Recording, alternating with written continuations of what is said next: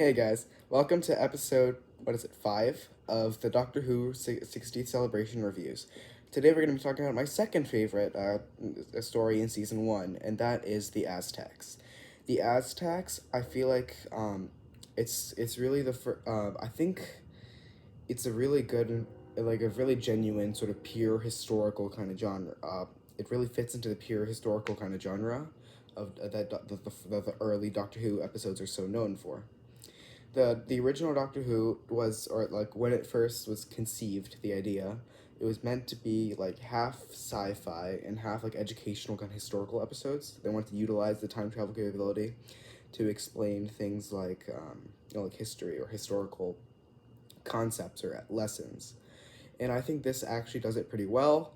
They do a really good job of describing the titular Aztecs, uh, and basically teaching the viewer that there was more to them than just blood sacrifice. I think they did a really good job of showing that balance.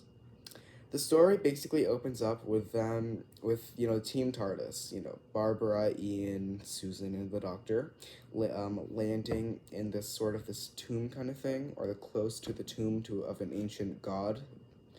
When when they basically get trapped inside the tomb, and some Aztecs, like, I'm forgetting the word, Aztec tribe members. They basically see them, and they immediately call her out as like the ancient god Yetaxa, who is actually encased in the tomb. They believe that he came back to life and took the form of a human female.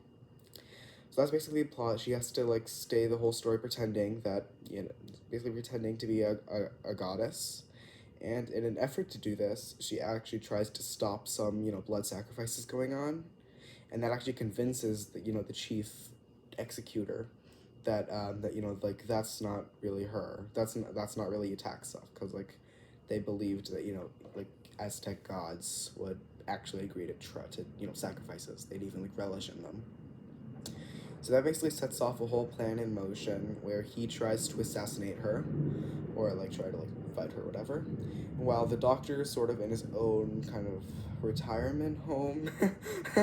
I don't really know how to explain it, but he's put in in a retirement home, or garden, or whatever, by some Aztec tribe members. That's the phrase I'm going to use to describe them from now on, because I don't know the word, or I forgot the word. Well, there he meets a woman, and that's like pretty old, like on the older side, and she wants to marry him. He accidentally gets a woman to fall in love with him. So he's kind of pretending to be in love with her. It's kind of sketchy. It's kind of a sketchy kind of subplot. And Ian is actually training with another swordsman to try to fight the assassin, or to like fight the assassin and stop Barbara from being murdered. And Susan's off doing something else. No one really cares about Susan. And overall, this makes for a really compelling historical. It feels very genuine, what with the subplots of like actual, like very real subplots, like a woman falling in love with the Doctor, or them calling out Barbara.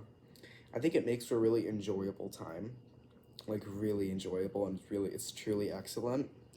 And it may be objectively like the tightest or best story in season 1, but Keys of Marinus, as I mentioned yesterday, will always like kind of be my favorite. I really like it. But that's all for today, and I'll see you guys in the next one.